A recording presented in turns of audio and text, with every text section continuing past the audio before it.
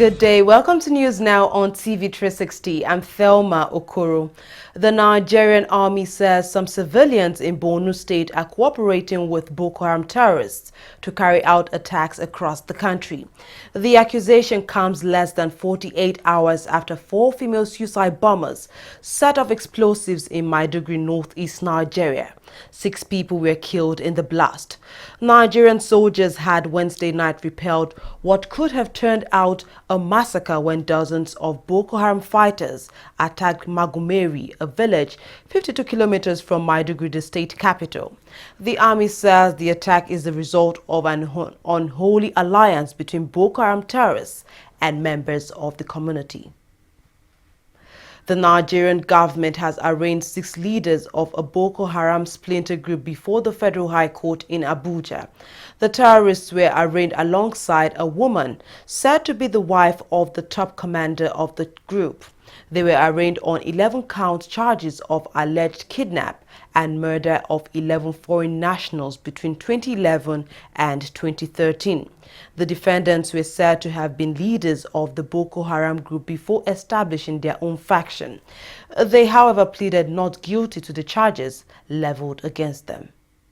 And as you are all aware, the case is adjourned till 11th of April, when we move all the preliminary issues and we set agenda for the accelerated hearing in the matter, having regard to the nature of the case being terrorism. The Nigerian Senate has kicked out the Comptroller General of the Nigerian Customs Service for failing to wear his uniform while appearing before them. Hamid Ali had initially been invited to appear before the Nigerian Senate on Wednesday to explain the policy on vehicles without duty payment. However, he failed to show up, leaving them furious at his action. He was then ordered to appear before them today in his uniform, but the custom boss apparently had other plans in mind. He defied the Senate and showed up in a white kaftan and a white cap. When asked by the Deputy Senate President Ike Ekweremadu why he wasn't wearing his uniform, he responded that there is no law that compels him to wear a uniform. This further angered the Senate, who took a voice vote on his action and ordered him to reappear before it next week Wednesday, and this time in custom uniform.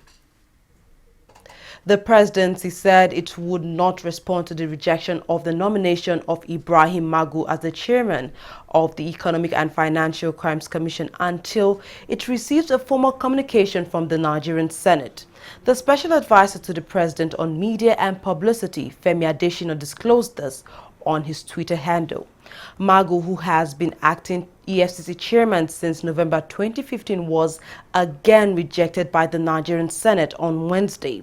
The Senate says they rejected his nomination based on another DSS report which questions his integrity. Meanwhile, the SocioEconomic Rights and Accountability Project, SERAP, has asked the presidency to resubmit Magu's name for confirmation. In a statement, SERAP questioned the validity of the Senate's rejection of Magu. It says the Senate ought to have critically engaged with the 2 reports by the Department of State Services and provided Magu with meaningful opportunity to be heard. SERAP described his rejection as a slap in the face of Nigerians who are victims of grand corruption. A federal high court in Abuja has remanded in prison Andrew Yakubu, a former group managing director of state oil firm NNPC. Yakubu was remanded on Thursday, hours after he was arraigned on a 6-count charge of fraud at the Federal High Court in Abuja. The former oil chief was charged by Nigeria's anti-graft agency, the EFCC, after he admitted owning over $9.8 million cash and 72,000 pounds found in a house that belongs to him in Kaduna State. He pleaded not guilty to the charges filed by the EFCC. A Nigerian group marched to the National Assembly in protest of the activities of herdsmen in some parts of the country, especially Benue State. The group, identified as Vanguard Against Thief Massacre (VATIM), say attacks carried out by the herdsmen may plunge Nigeria into a food crisis if left unchecked by security agencies. The group from Benue State also say the government is not doing enough to curb the attacks. Benue State is one of the states most affected by herdsmen attack. The attack on some communities has crippled farming activities, which is the mainstay of its population. Earlier this week, the state governor Samuel Ortom gave Fulani herdsmen an ultimatum to leave the state. The Nigerian Army is investigating a new case of soldiers' brutality against a female Nigerian citizen. 6 soldiers are currently in detention over that incident. In a statement, the Army said the incident was highly regrettable. This will be the 3rd time such incident will be occurring within a month. The House of Representatives has asked the Nigerian Armed Forces to stop setting ablaze illegal refineries and adopt a more acceptable method of destroying them. This resolution followed a debate on the menace of black soot, which according to a lawmaker is causing panic in Port Harcourt and some parts of Rivers State. The House also wants the Ministries of Environment and Health to have a team of experts to identify the source of the soot and propose a remedy immediately. The Nigerian military has urged journalists in Nigeria to highlight national interest in the course of reporting news stories. Major General John Enenche made this call during a maiden media conference with defense correspondents in Abuja, the nation's capital. John Enenche is the new Director of Defense Information. He says news coverage can be used to promote peace and tranquility in the country. His appointment takes effect immediately. In whatever we do, not even for the period of my tenure as a spokesperson for the defense, please let us have, first and foremost, our national interests at heart. We should first and foremost look at our national, what is our core national interest? It is that we are to remain as a corporate Nigeria where peace and tranquility reigns, where we can go about our businesses. And for the military, our own is to protect the territorial integrity of this nation. But do you know that a word can upturn this thing that I've just spoken about? But if we have that as our focus, first and foremost, that we must ensure that in whatever we do, particularly in our reportage, in our analysis of situations, before getting the general public worldwide and locally to know, how will it affect Nigeria as a corporate entity? My dear pressmen and women, I want to enjoy you that let us keep that as our focus first and foremost.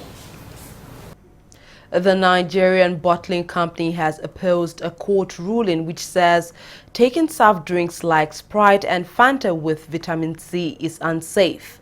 A Lagos High Court had on Monday this week ordered the National Agency for Food and Drug Administration and Control, NAFDAC, to give the Nigerian bottling company 90 days to include on all bottles of the 2 soft drinks that the contents cannot be taken with vitamin C. However, the embassy has now appealed against that ruling. It says the judgment in the case is wrong. The federal government has overturned a decision to ban commercial helicopters shuttling between Abuja and Kaduna State. Babangana Monguno, National Security Advisor, had directed regulatory agencies not to allow commercial helicopters make use of Abuja airspace. But Hadi Sirika, the Minister of State for Aviation, announced that the ban had been lifted and that the procedure for using the airspace will be released soon enough. Flight operations, both domestic and international, shifted to the Kaduna International Airport following the closure of the Abuja airport for repairs on its runway that would last for 6 weeks.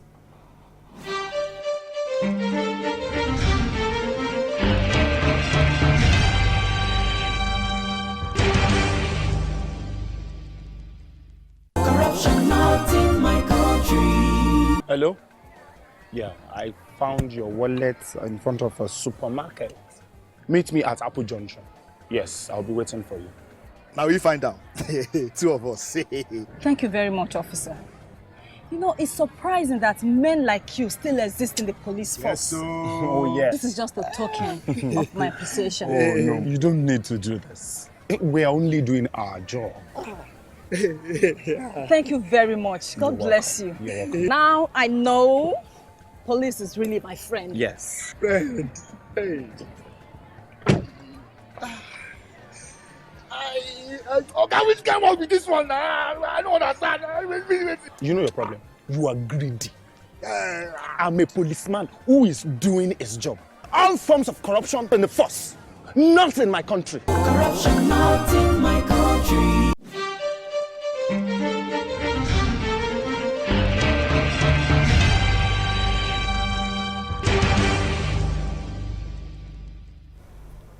Welcome back. It's now time for business news with Fidelia. Thank you, Thelma.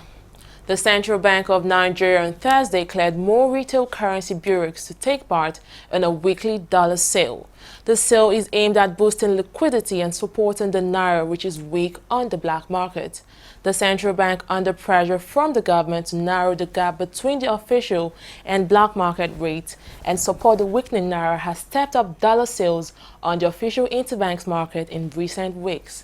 On Thursday, the bank also announced an offer for $100 million in currency forwards to be settled within 60 days. Meanwhile, the naira is expected to strengthen in coming days at the black market as the central bank increased dollar supply to the interbank market in a bid to ease off pressure on the local currency.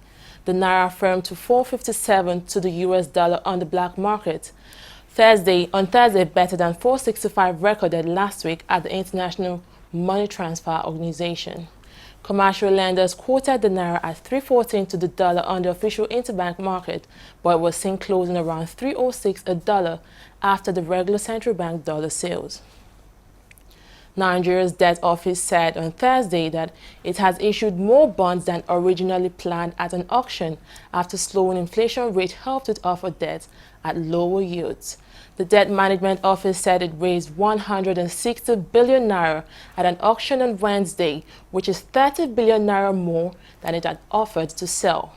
The government has been selling bonds below inflation in recent months to curb borrowing costs as it intends to fund half of this year's forecast budget deficit of 2.36 trillion naira through the domestic debt market. Oil prices rose for a second day on Thursday, supported by a weaker dollar after the U.S. Federal Reserve signaled it would not hike rates faster than expected. Brent crude oil was up 38 cents at $52.19 a barrel, while US crude was up 37 cents at $49.23 a barrel. OPEC has broadly complied with its commitment to cut 1.2 million barrels of oil per day in the first half of the year, but investors have been on nerves as stocks have kept climbing. Well, that's all on business. More stories coming up. Don't go away.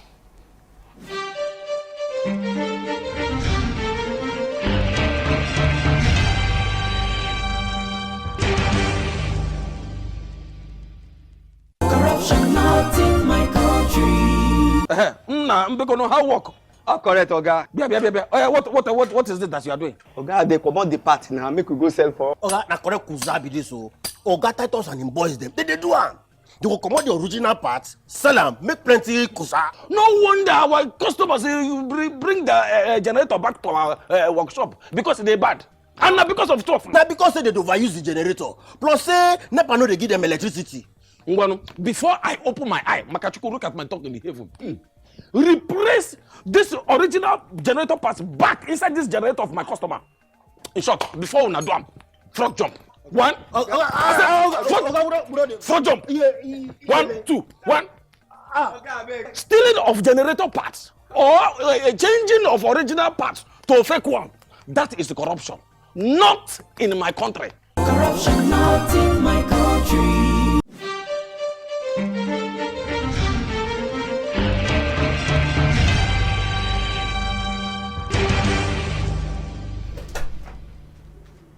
Welcome back. The United Nations has launched a $166 million appeal to address a devastating drought in the northern part of Kenya.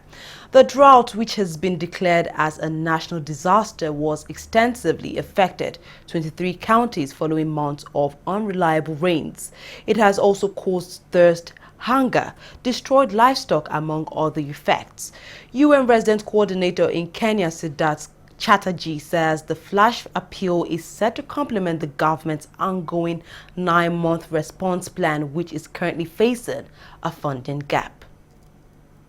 Somali maritime forces have exchanged gunfire with the hijackers of an oil tanker in the semi-autonomous region of Portland.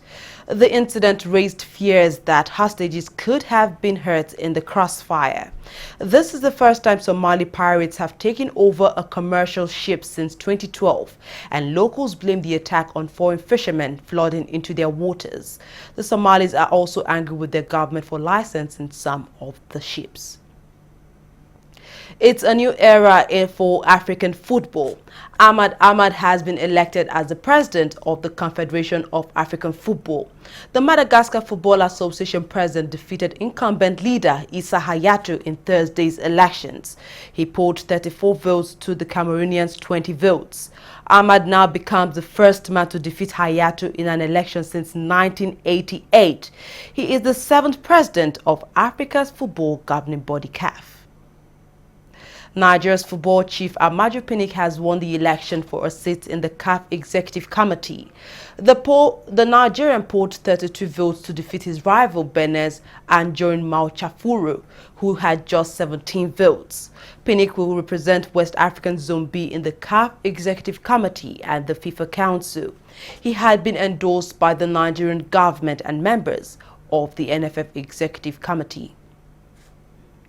Former footballer Adam Johnson has lost his second appeal against a 6-year prison sentence.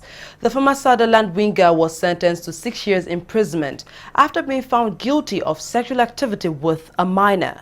He had lodged an appeal against the sentence at the Court of Appeal. However, that appeal has now been rejected by the court. He had previously lost his first appeal at England's Bradford Crown Court. Well, that's it on News Now. Thank you very much for watching. I'm Thelma Okoro.